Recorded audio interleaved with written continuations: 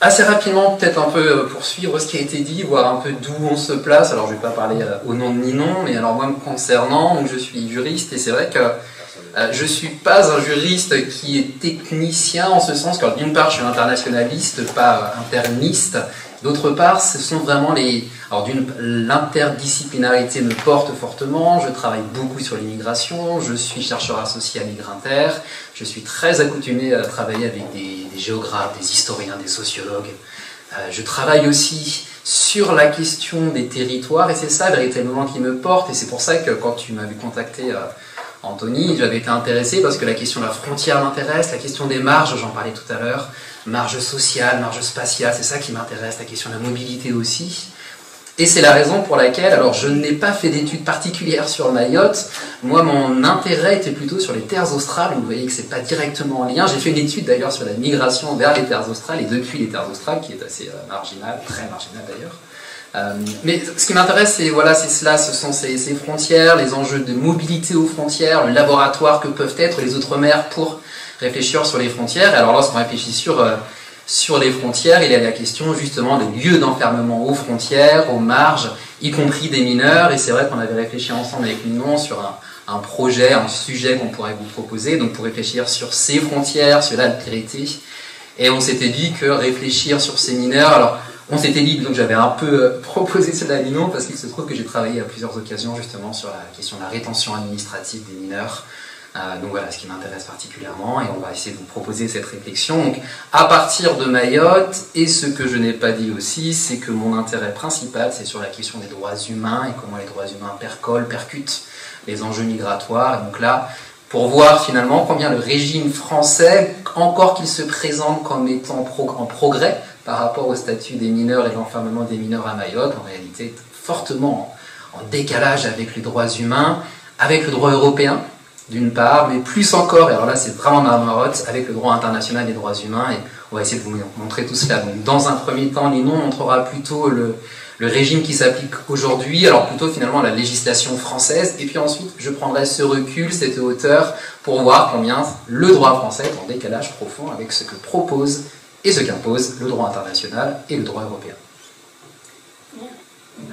Merci. Alors moi, rapide présentation, je suis juriste aussi, j'ai un master de droit international, donc j'ai le même biais que mon directeur de thèse, et je débute tout juste ma thèse du coup sur le droit des étrangers à Mayotte, d'où ma présence ici.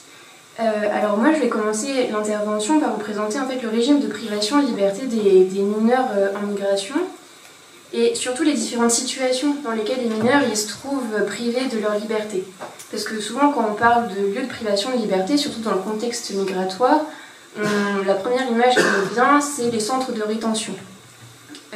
Sauf qu'en fait, il y a une autre zone de privation de liberté dans le contexte migratoire, ce sont les zones d'attente. Les zones d'attente, elles se situent dans les aéroports, dans les gares et dans les ports.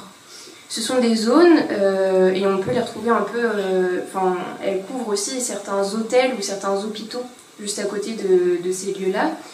Et en fait, les zones d'attente, ce sont des zones qui permettent à l'administration française et aux forces de police de vérifier l'identité et d'empêcher les personnes d'entrer de façon irrégulière. Les zones d'attente, en fait, ce sont des zones hybrides puisqu'elles sont présentes sur le territoire. Une personne en zone d'attente se trouve sur le territoire français, elle est à une gare, un aéroport français, mais juridiquement, on va considérer qu'elle n'est pas encore entrée sur le territoire. Donc vraiment, elles sont dans une ambivalence et vraiment dans une fiction ici juridique. Pour les mineurs, ça a une conséquence, puisque en fait, les mineurs, comme les majeurs, pour rentrer sur le territoire français, ils sont également soumis à la condition de visa. Une fois qu'ils sont sur le territoire français, ils ne sont pas soumis à la condition de titre de séjour. Par contre, pour rentrer sur le territoire, ils doivent détenir des papiers et donc un visa. Et si jamais un mineur n'a pas de visa, il peut être privé de sa liberté et placé en zone d'attente. Là, donc la fiction juridique ici prend tout son sens, vu que même un mineur non accompagné, qui n'est pas accompagné de parents ou de référents, va être placé en zone d'attente. Et si jamais on se rend compte qu'il n'a pas de raison d'obtenir l'asile en France, ou du moins de la demander, ou que, par exemple, il pourrait représenter une menace à l'ordre public et on va directement le refouler dans son pays d'origine, alors que même s'il était parvenu à rentrer sur le territoire, en fait, même s'il n'avait pas pu obtenir l'asile, eh ben, la France était obligée de le protéger, et notamment par l'aide sociale à l'enfance.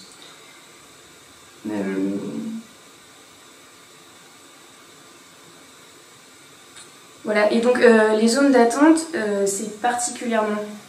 Là, c'est dans le contexte français, mais ça a été généralisé, ça a été généralisé avec l'adoption du pacte Asile-Immigration à l'échelle de l'Union européenne, notamment avec un mécanisme de filtrage qui va entrer en vigueur en 2026, où là, les zones d'attente actuellement en droit français, les personnes peuvent rester maximum pendant 4 jours, là où avec l'adoption du mécanisme de filtrage, dans certaines situations, les mineurs pourront rester dans des centres de rétention pendant au moins 12 semaines, notamment les mineurs qui ont plus de 12 ans, s'ils sont accompagnés de leur famille. Si jamais ils restent pendant ces 12 semaines en centre de rétention et si jamais leur famille dépose l'asile et qu'ils sont déboutés, les forces de l'ordre auront encore 12 semaines pour les éloigner. Donc potentiellement, des mineurs se retrouveront 24 semaines dans des centres de rétention à la frontière, aux frontières européennes. Donc là, j'ai inséré des images de zones d'attente, c'est pas celle de Mayotte, c'est celle de Bordeaux. Et donc, celle de gauche, avec les 2 lits, en fait, c'est 3 mètres carrés. 3 mètres carrés pour 2 personnes, et là, c'est un peu coupé par l'image, mais il y a un landau sur cette photo-là. Donc, on considère que on respecte le droit international en plaçant des enfants dans ces zones-là. Maximum, donc 4 jours pour les zones d'attente actuellement. Alors que si on fait la comparaison par exemple avec les détenus, normalement c'est 3 mètres carrés par personne. À côté du coup de ces zones d'attente, on a les centres de rétention. Là, la rétention administrative, elle vise l'éloignement du territoire. Les étrangers ils sont placés soit dans des centres de rétention administrative ou alors dans des lieux de rétention administrative pour faciliter leur éloignement ou leur expulsion, qu'ils fassent l'objet d'une OQTF donc, ou d'un arrêté d'expulsion. On a entendu parler de la loi de 2024 comme interdisant le placement des mineurs en rétention. Alors, effectivement, c'est vrai, mais cette interdiction, en fait, elle résulte de l'interdiction initiale de prendre des mesures d'éloignement à l'encontre d'un mineur. Un mineur ne peut pas faire l'objet d'une OQTF, il ne peut pas faire l'objet d'une mesure d'expulsion. Donc, individuellement, un mineur ne peut pas se retrouver en centre de rétention, et c'était d'ailleurs la défense de la France devant la CEDH notamment que de dire que en fait la France ne plaçait pas des mineurs en rétention, ils plaçaient leurs parents et seulement les enfants accompagnaient leurs parents en rétention, que donc ça respectait leur intérêt supérieur vu que on les plaçait pas vraiment quoi, juste ils accompagnaient leurs parents et justement on séparait pas, l'intérêt supérieur résidait dans le fait qu'on ne séparait pas l'enfant de son parent, donc là il était totalement respecté. Avec la loi du coup de juillet 2024, les parlementaires et le gouvernement sont venus élargir cette interdiction de placer les mineurs en rétention aux mineurs qu'on dit accompagnants. Alors là, je vous ai schématisé un petit peu le process d'adoption de la loi. Donc le projet initial de la loi du gouvernement présenté par le Sénat, il interdisait le placement en rétention des mineurs de moins de 16 ans seulement. Et il était précisé que cette interdiction couvrait seulement les centres de rétention. Cette disposition-là, elle omettait complètement les locaux de rétention. Et initialement, cette disposition devait être entrée en vigueur au 1er janvier 2025. Cette entrée en application différée a été justifiée au regard des spécificités de Mayotte. C'était les spécificités de Mayotte qui justifiaient cette entrée en application différée de l'interdiction des mineurs en centre de rétention. Le projet de loi va être débattu au Sénat. Le projet de loi tel qu'adopté au Sénat garde l'interdiction du placement des mineurs seulement en deçà de 16 ans. Par contre, on va amender la disposition visant l'entrée en vigueur différée. On va donc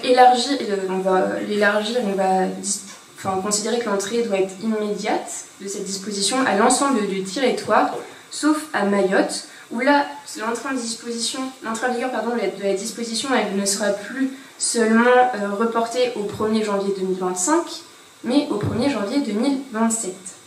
Et ce report d'entrée en vigueur, le gouvernement va l'expliquer au regard, je cite, des spécificités de ce territoire, les mineurs restant moins de 48 heures en moyenne dans le CRA de Mayotte, voire moins d'une journée, et plus généralement, des difficultés particulières qui se posent sur ce territoire. Cette justification-là, on la retrouve également dans la circulaire d'application du 5 février 2024, qui énonce que l'entrée en vigueur différée de la disposition se justifie au regard des circonstances migratoires particulières auxquelles est confronté ce territoire. Alors du coup, étant donné que l'une des justifications données par le gouvernement et ici plus particulièrement par le ministre de l'Intérieur de l'époque, Darmanin, était le fait que les mineurs restaient moins de 48 heures dans le CRA de Mayotte, pour justifier la conformité également à l'intérêt supérieur de l'enfant, j'ai regardé quelle était la durée moyenne des placements des enfants en rétention dans l'Hexagone. Et en fait, les données là sont tirées d'un rapport de la CIMAD, et la CIMAD nous dit que en fait, la durée moyenne d'un placement en rétention d'un enfant dans l'Hexagone, il est de 1,1 jour, et que 86% des enfants sont en réalité placés entre 0 et 48 heures en centre de rétention. Donc, en fait, cette justification du fait que les enfants à Mayotte resteraient vraiment dans une période très courte, ça tient pas vraiment, parce qu'en fait, on se rend compte que sur l'ensemble du territoire, les enfants, ils restent très peu également en centre de rétention. Également, on peut voir ici les chiffres, c'est que en 2023, il y a 3262 enfants qui ont été placés dans le centre de rétention à Mayotte, contre 87 enfants qui ont été placés en CRA en 2023. Donc, si là le nombre important est utilisé par le gouvernement pour justifier une entrée en vigueur différée, au contraire, on pourrait se dire qu'au vu du nombre important, eh bien, il est plutôt c'est une urgence en fait. L'entrée en vigueur de l'interdiction du placement des mineurs en CRA devrait être une urgence sur le territoire de Mayotte. L'éloignement des enfants à Mayotte aussi, c'est plus compliqué de justifier un respect de l'intérêt supérieur de l'enfant dans ces situations-là, puisque certes, il reste moins de 48 heures pour la plupart du temps, sauf qu'en fait, les conditions de rétention à Mayotte, elles sont particulièrement indignes.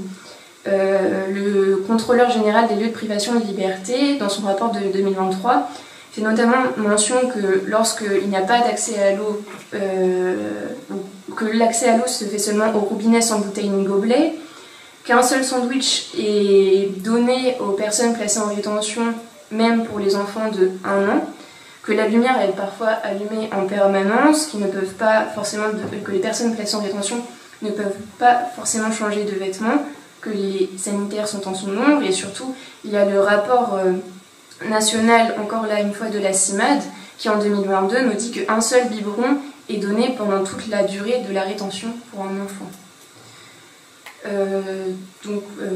Voilà, c'est assez... les violations des droits humains sont ici, je pense, assez manifestes, même si en disant ça, je me substitue un petit peu au juge. Mais en fait, l'éloignement des mineurs, il couvre plusieurs choses, et c'est aussi particulièrement important d'interdire à Mayotte, c'est parce qu'à Mayotte, et plus qu'ailleurs sur le territoire, on a affaire à des rattachements fictifs d'enfants à des majeurs qu'ils ne connaissent pas. Également à Mayotte, il y a plus de traficotage administratif. On modifie l'âge des mineurs pour les faire passer majeurs, pour là permettre leur expulsion. Et en fait, qu'est-ce que ça permet que l'expulsion de tous ces mineurs-là? Ça me permet surtout de ne pas les prendre en charge. Vu que là, puisque ces enfants sont placés en rétention, normalement ils devraient être pris en charge par l'ASE, surtout les mineurs non accompagnés. Or, le rattachement fictif d'un mineur non accompagné à des enfants permet leur éloignement, et parfois leur éloignement vers un pays qui n'est pas le leur. puisqu'on part du principe, dans la plupart des éloignements, que les enfants sont comoriens. Or, parfois, ce n'est pas le cas.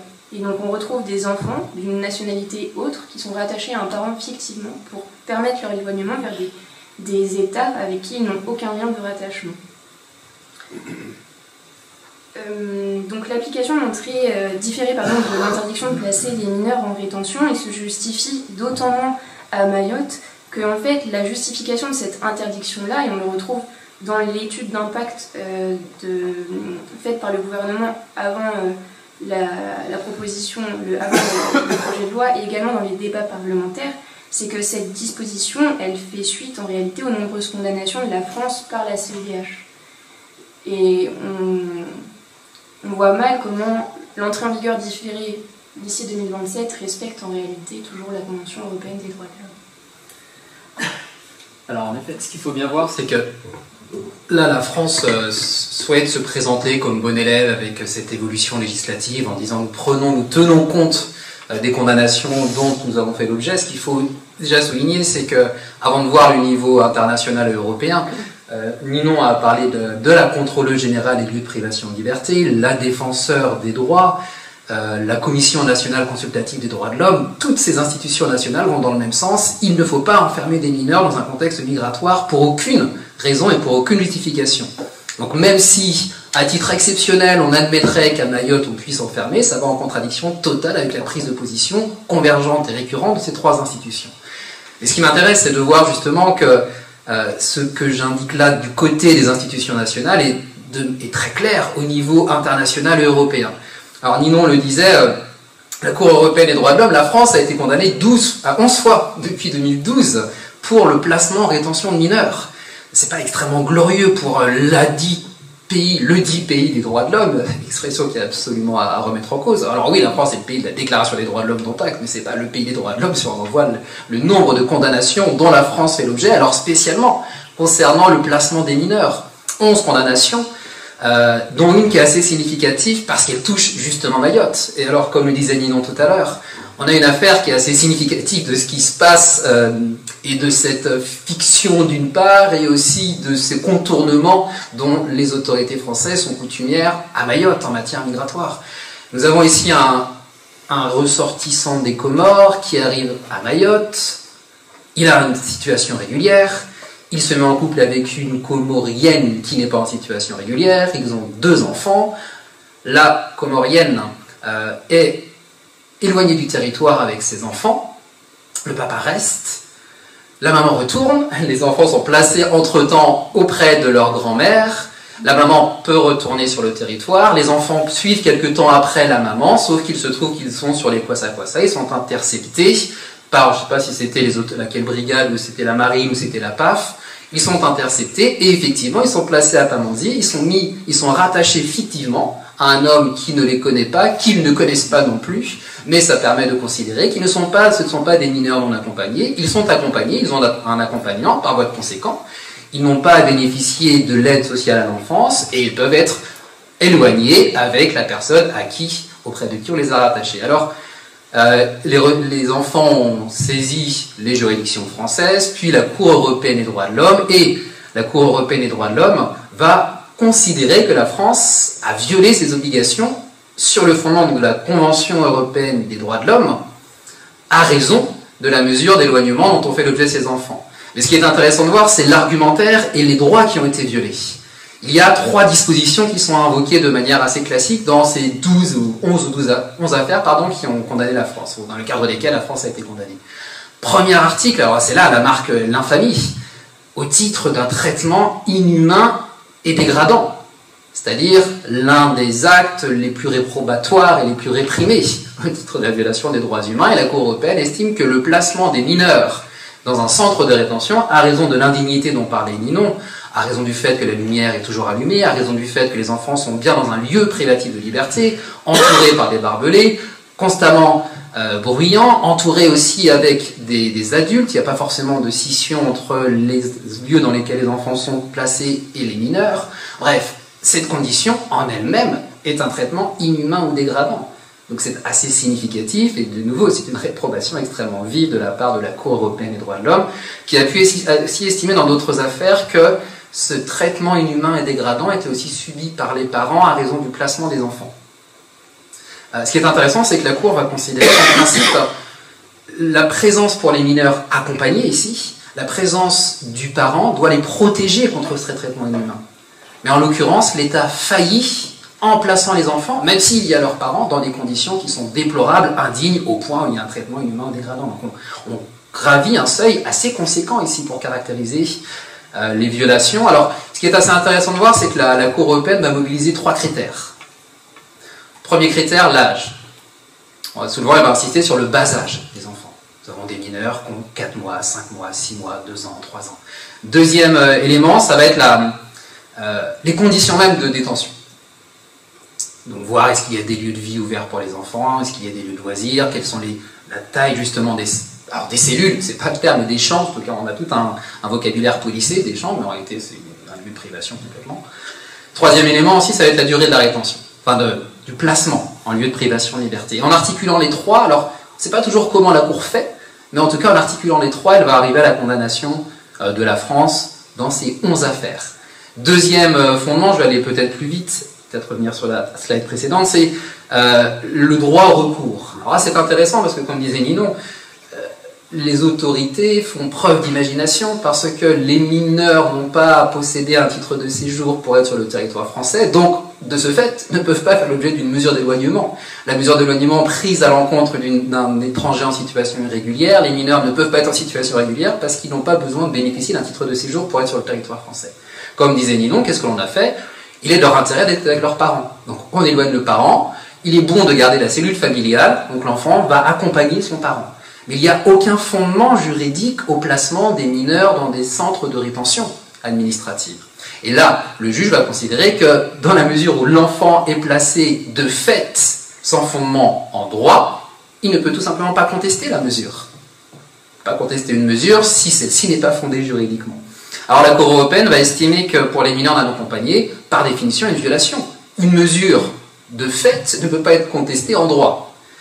Pour les mineurs accompagnants, la Cour européenne est un peu plus souple et elle va considérer que le juge, quand il place en rétention un parent, il faut qu'il prenne en compte le fait que l'enfant pourra l'accompagner. Donc dans l'appréciation qu'il porte pour le placement en rétention du parent, il a l'obligation de prendre en considération la situation de l'enfant.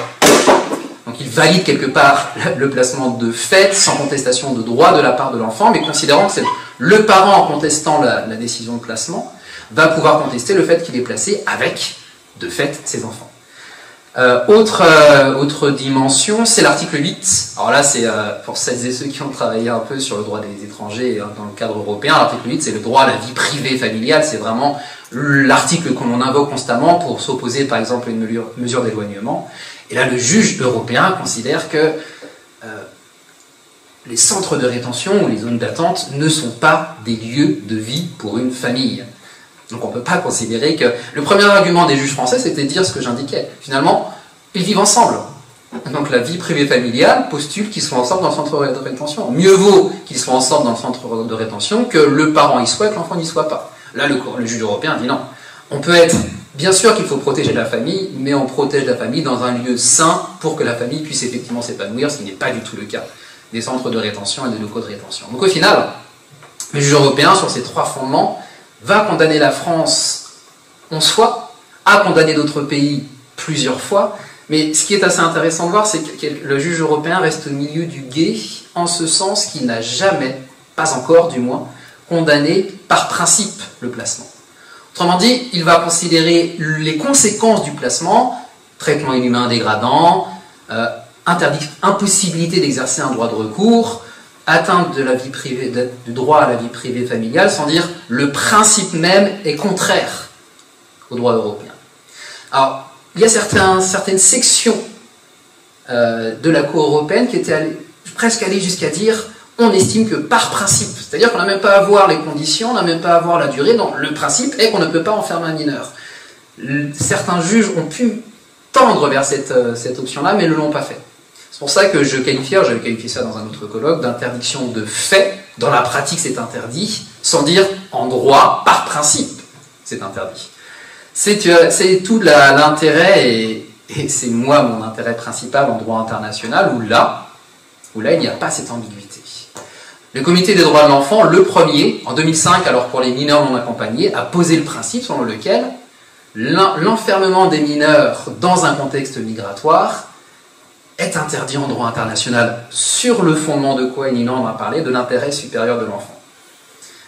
Si on veut se convaincre de l'intérêt du droit international, il faut regarder les droits de l'enfant. On a fêté hier, c'était le 20 novembre, la journée internationale des droits de l'enfant, l'adoption de la Convention relative aux droits de l'enfant, celle qui a posé par principe l'intérêt supérieur de l'enfant comme devant organiser, articuler toutes les décisions qui concernent les enfants. Et le Comité des droits de l'enfant, en 2005 pour les mineurs non accompagnés, et maintenant pour tous les mineurs, pose le principe: l'intérêt supérieur de l'enfant guide toutes les décisions concernant les enfants, et il n'est jamais dans l'intérêt supérieur d'un enfant que d'être placé dans un lieu de privation de liberté. On ne peut pas dire c'est de son intérêt d'être avec son parent, ce n'est jamais dans son intérêt. Donc au niveau international, le Comité des droits de l'enfant est explicite, et ce qui est assez intéressant, c'est qu'en 2014 a été mis en place un groupe interagence qui intègre le Comité des droits de l'enfant, le Comité des droits de l'homme, le Haut Commissariat des Nations Unies pour les réfugiés, l'Organisation internationale pour les migrations, et puis ensuite l'UNICEF, et puis ensuite il y a aussi des organisations non gouvernementales qui sont unanimes pour poser ce principe que j'ai indiqué tout à l'heure: il n'est jamais dans l'intérêt des enfants d'être placés dans un lieu de rétention, ou dans un lieu privatif de liberté dans le contexte migratoire. Donc là, il y a vraiment une tendance mondiale d'abolitionniste de droit, non pas simplement de fait, mais de droit, qui est extrêmement perceptible, mais qui affronte toujours quand même des réticences de la part des États. Et oui, là, le rapport de force, il est pleinement ici, entre d'une part des organisations internationales qui, au nom des droits humains, au nom des droits de l'enfant, posent un principe, et face à cela, des États qui sont assez réticents. En 2019, une étude avait été diligentée sur la question. Il y avait 77 États qui pratiquaient encore l'enfermement des enfants dans le contexte migratoire. Donc la France n'est pas isolée, la France n'est pas un cas isolé, mais la France quand même se place à rebours de cette tendance qui est assez profonde et qui est assez convergente au niveau des organisations internationales. Alors là, on a pris ici des propos d'un certain nombre d'experts au niveau international qui critiquaient justement le pacte Asile et Migration de l'Union européenne, elle avait été saisie de la question d'une condamnation, alors elle n'est pas du tout allée dans l'interdiction de l'enfermement des mineurs. Dans le contexte migratoire, on va toujours considérer que ça peut être parfois une mesure nécessaire pour permettre... L'idée est toujours la même finalement. La crainte que l'on a, c'est qu'on ne puisse pas garantir l'éloignement du parent. Alors, il est certain que si on empêche le placement en rétention de l'enfant et qu'on empêche le placement en rétention du parent, les États vont considérer que l'éloignement sera rendu d'autant plus compliqué. Mais c'est là aussi où le droit international des droits humains se place complètement à rebours de cette logique. La Cour européenne le dit par exemple, l'extrême vulnérabilité des mineurs dans le contexte migratoire doit primer sur toute considération relative à la haute politique migratoire. Autrement dit, on a une primauté nécessaire des droits de l'enfant sur les politiques migratoires. On a même une dissociation qui s'opère au niveau international en considérant que la question migratoire ne doit pas impacter le respect des droits humains. Les droits humains priment en toute hypothèse. Alors parfois c'est assez difficile et c'est vrai que la posture du chercheur est complexe parce que je sais que je pose des principes et vous allez me rétorquer le fait que dans les faits, ce n'est pas ce qui est observé. Et alors là c'est constamment la remarque qu'on est faite aux juristes internationalistes, de considérer finalement, alors c'était Raymond Aron qui a fait beaucoup de mal au droit international en disant qu'on était des doux rêveurs, des utopistes, posant des principes qui n'ont pas d'effectivité. Je ne suis pas convaincu par cela, parce que j'ai quand même l'impression que l'on pose... Le but du droit, c'est de poser des interdits. Alors les sociologues ici le savent assez, c'est de poser des interdits dans le cadre d'une société interne, mais aussi au niveau international. Et là, le but de toutes ces institutions, c'est de dire, voilà le principe qui est posé, on n'enferme pas des mineurs dans un contexte migratoire, point, c'est non conforme au droit international. Ça ne veut pas dire que de fait, ça n'est plus fait, mais ça veut dire que l'État qui le fait doit justifier qu'il le fasse. On change le principe, et on change aussi l'État qui doit se justifier. Alors, là aussi, on raille beaucoup ces mécanismes, ces instruments. Les États doivent rendre des rapports devant un certain nombre de comités, comité des droits de l'enfant, comité sur l'élimination des discriminations à l'égard des femmes, et comité des droits de l'homme qui a un regard panoramique sur le respect des droits humains. Le 7 novembre dernier, le comité des droits de l'homme a rendu ce qu'on appelle les observations finales. C'est-à-dire que l'État français a rendu un rapport, et puis ensuite on a étudié, on a discuté, on a dialogué sur ce rapport, et à l'issue de cette discussion, le comité des droits de l'homme, composé d'experts, beaucoup d'universitaires, des magistrats, donc c'est vrai que ce sont des juristes qui sont très au fait et très épris des droits humains, ont rendu ce rapport, et ce qui est intéressant, vous voyez, ce que note le comité, peut-être la loi du 26 janvier enregistre telle des évolutions, mais il reste le point noir mahorais. Et le comité engage la France à ne pas différer l'interdiction, mais à la prononcer dès à présent, parce que, comme je le disais, cette interdiction est contraire au droit international. Alors, on va dire aussi, les observations finales ne s'imposent pas en tant que telles à l'État, mais le comité dit le droit, et ce n'est même pas la CIMAD. Là, ici, c'est bien un comité qui interprète le droit tel qu'il est, et à l'égard duquel l'État français devrait se plier, et qu'il devrait respecter, parce qu'il a librement consenti à ratifier des conventions, et doit donc se plier au respect de ces conventions, à l'interprétation qui est proposée de ces conventions, par les organes qui sont en charge d'interpréter ces conventions.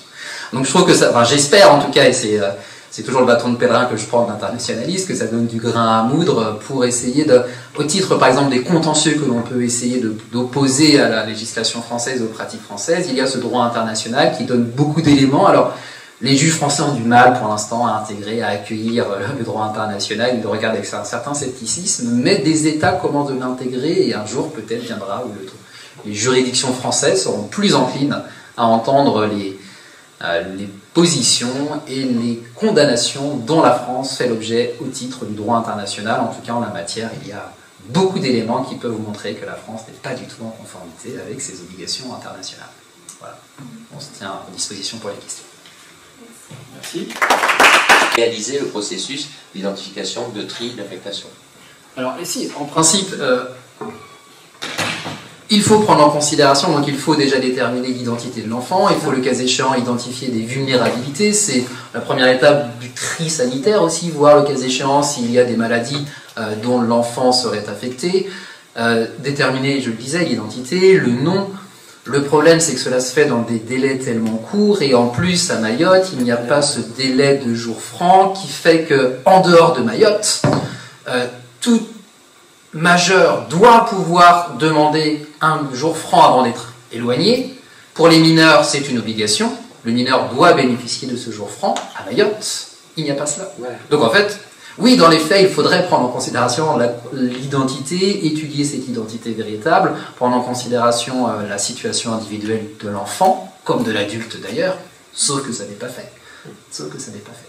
Et surtout, si je peux me permettre, c'est que là c'est plus pour les adultes du coup, mais normalement avant d'éloigner une personne, on regarde si elle a un passeport, si elle n'a pas de passeport, on lui demande de quelle nationalité elle est, et auquel cas on se rapproche du consulat de la nationalité, enfin, duquel elle s'est déclarée, et là c'est la préfecture qui doit rentrer en contact avec le consulat pour que le consulat reconnaisse la personne comme son ressortissant.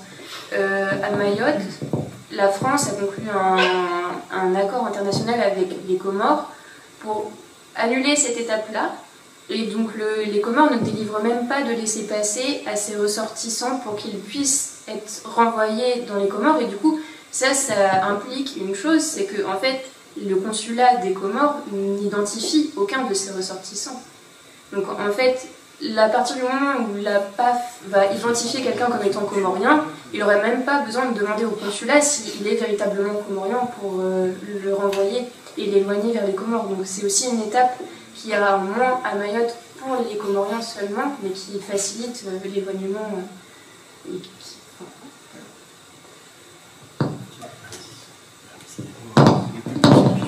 J'ai l'impression. Moi, c'était une question sur l'intégration de ce droit international par les juges. Je trouve ça vraiment très intéressant parce que j'ai le b.a.-ba de ce qu'on apprend quand on ne sait pas grand-chose du droit, c'est la hiérarchie des normes, quoi. Est-ce que vous avez des exemples un peu concrets sur la façon dont cette mobilisation qui a l'air assez nette quand même, et spécifiquement sur le cas de Mayotte, qui est donc identifié, c'est une livrette à ce point, et traduit tout le monde par les juges. Est-ce qu'il y a, voilà, c'est ce que je sais pas, des travaux de sociologie du droit par exemple, qui suivraient le juge, enfin, c'est vraiment intéressant. Le problème est justement dans cette hiérarchie des normes. Pourquoi? Parce qu'en fait, on est biberonné en études de droit avec alors, cette hiérarchie, cette pyramide, avec la Constitution qui sera au-dessus, et puis ensuite on aurait les traités, puis ensuite on aurait la loi, etc. C'est pas effectif et fonctionnel en droit international, parce que le gros problème que vont opposer les juges, c'est ce qu'on va appeler l'effet direct. C'est-à-dire que classiquement, le droit international, on estime que c'est un État qui s'engage à l'égard d'un autre. Et la conséquence, c'est qu'un État s'engage à l'égard d'un autre sans s'engager à l'égard des citoyens, des ressortissants, des individus, des deux États. Donc on dit toujours les juges, la France conclut une convention, elle s'engage à l'égard des Comores, mais les dispositions de cette convention ne peuvent pas être mobilisées par les Comoriens qui sont en relation avec l'État français. Donc finalement, on est vraiment resté dans cette logique strictement horizontale d'un droit international qui ne pourrait pas être revendiqué par les ressortissants, par les individus contre leur État. Ça change ce qu'on appelle l'effet direct, c'est-à-dire le fait qu'un individu puisse dire telle convention relative aux droits de l'enfant, consacre l'intérêt supérieur de l'enfant. C'est pas un engagement pris par la France à l'égard des autres États, c'est bien un engagement dont je dois pouvoir bénéficier, que je dois pouvoir solliciter. Et donc là, l'effet, ce qu'on appelle donc cet effet direct, commence à être mobilisé. Ça, c'est la première étape. Donc, on pourrait se dire, c'est parfait, l'effet direct de l'intérêt supérieur de l'enfant est intégré. Donc, ce que je disais, l'intérêt supérieur de l'enfant qui pose le principe selon lequel l'enfermement est interdit, devrait être consacré. Sauf que la deuxième étape consiste à se poser la question de savoir qui peut définir ce qu'est l'intérêt supérieur de l'enfant. Et que disent les autorités françaises? D'accord, il y a un intérêt supérieur de l'enfant, je l'accepte. Et d'ailleurs, tout le droit de l'enfant est irrigué par ce principe de l'intérêt supérieur de l'enfant, même acquis une valeur constitutionnelle. Mais le juge français dit, par contre, l'intérêt supérieur de l'enfant, c'est ce que j'estime qu'est l'intérêt supérieur de l'enfant. Peut-être le comité des droits de l'homme a-t-il dit que l'intérêt supérieur de l'enfant doit être interprété dans le sens où ça s'oppose à l'enfermement. Mais c'est un comité. Le juge français n'a pas encore intégré qu'on parle de comité, pas de cour. C'est-à-dire qu'il donne un avis. Le comité donne un avis. C'est bien. C'était bien pour les juristes universitaires. Mais c'est pas mobilisable par un justiciable.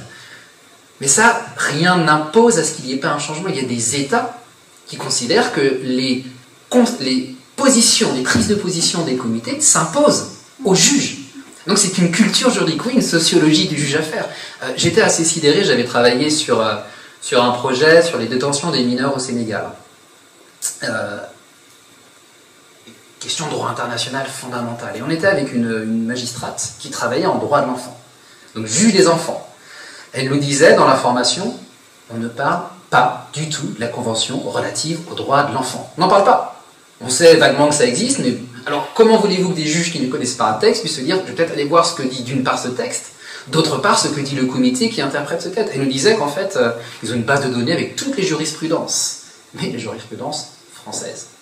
Ce que dit le comité des droits de l'enfant, ça ne les intéresse pas. Donc vous avez raison, c'est une culture. Et je parlais du bâton de pèlerin, et c'est cela ce que j'essaie moi personnellement de faire constamment, de dire attention, il y a du droit international qui existe. Et ce droit international, à force d'être mobilisé, le juge va peut-être commencer à se dire, voyons ce qu'il dit. Et un juge en Espagne, c'est ce qui s'est passé pour ce qu'on appelle les constatations sur la Convention relative à l'élimination des discriminations à l'égard des femmes. Un juge s'est dit, oui, effectivement, non seulement l'Espagne doit respecter la Convention, mais en plus l'Espagne va se plier aux décisions qui ont été revues par le comité. Ça devait faire boule de neige, ça ne l'a pas complètement fait. Mais donc, autrement dit, rien ne s'oppose en principe et par principe à ce que ça change. C'est juste une culture de sociologie et c'est à nous de labourer le terrain, c'est ce qu'on essaie en tout cas de faire. Enfin, c'est ce que j'essaie personnellement, je ne suis pas le seul. Juste une première question très prosaïque. Si deux États s'entendent donc sur les procédures comme les Comores et Mayotte, par exemple, Mayotte n'est pas un État, mais enfin si, comment est déterminé l'âge de la majorité s'il n'est pas le même entre les deux nations? L'âge de majorité. Oui. Alors, puisqu'on dit s'impose les mineurs, oui. Mais la majorité n'est pas la même dans tous les pays.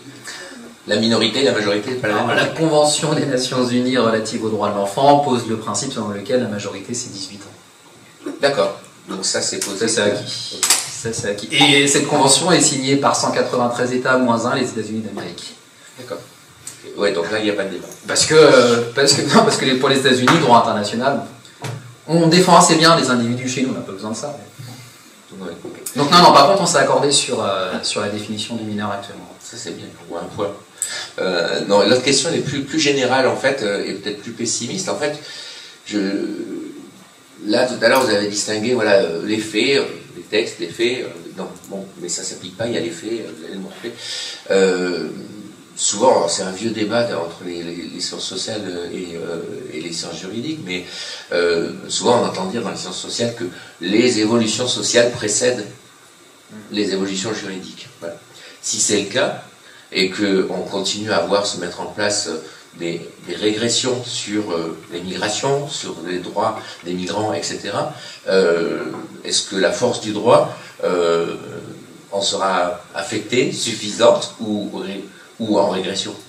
Ça, c'est une vraie question. Alors, on avait invité il y a quelques années une juge, Françoise Tulkens, qui fait vraiment partie des progressistes juges à la Cour européenne des droits de l'homme.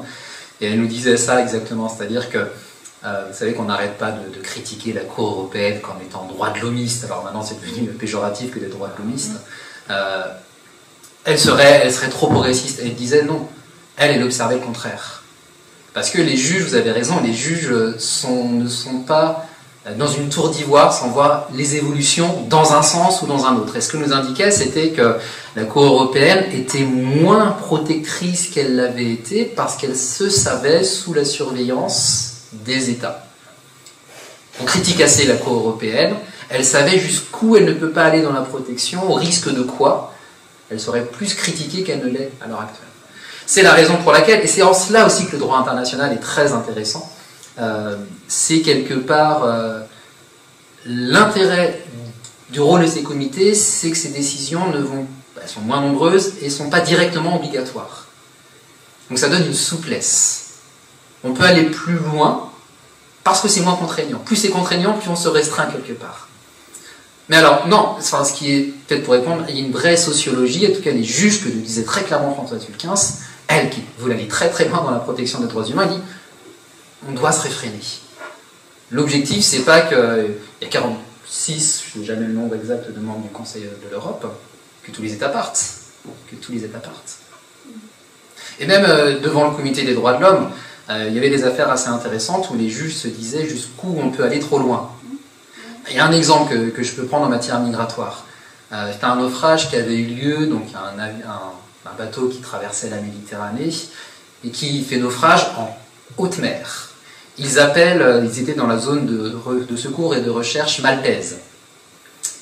Mais ils appellent l'Italie, le centre de secours et de recherche, italien qui ne répond pas. Ils appellent Malte qui ne répond pas. Ils appellent l'Italie qui commence à répondre en disant « Vous êtes dans la zone de secours maltaise, on ne vient pas ». Bref, il y a un jeu de ping-pong qui s'opère. Il y avait d'ailleurs un navire italien à proximité, les autorités italiennes ont dérouté. On n'allait pas les sauver. Le navire fait naufrage. Et donc la question s'est posée de savoir à qui incombait la responsabilité de ce naufrage. À l'Italie ou à Malte? On était en haute mer, donc on n'est pas sur un espace territorialisé qui permet d'identifier sur le fondement territorial un État qui est obligé. Le Comité des droits de l'homme a été saisi de la question contre Malte et contre l'Italie. Qu'a dit le Comité des droits de l'homme? Il a considéré que l'Italie était responsable parce qu'elle était la seule à pouvoir intervenir, parce qu'elle avait été appelée, parce que de fait c'est elle qui assurait le secours. Donc on peut dire que c'est une avancée des droits humains. Mais des juges, quand ils disent, faisons attention. Faisons attention. Pourquoi? Que vont faire les États? Qui est responsable? Celui qui répond. Que vont faire les États? Ils ne vont plus répondre. Et c'est une vraie question. Pourquoi l'Italie n'est pas venue? Parce qu'il y a eu des jurisprudents de la Cour européenne avant qui disaient si un navire commence à faire naufrage, si les autorités italiennes, par exemple, prennent secours des personnes en migration, alors ils sont obligés de respecter leurs droits. Donc pas d'expulsion collective, donc pas de refoulement, donc traiter la demande d'asile de ceux qui seraient susceptibles de bénéficier de la demande d'asile. Donc qu'ont fait les États? Ils ne vont plus sauver, parce qu'autrement ils sont obligés. Mais que feront les États? Ils ne vont plus répondre, parce que sinon ils seront obligés. Vous voyez, les juges prennent en considération tout ça.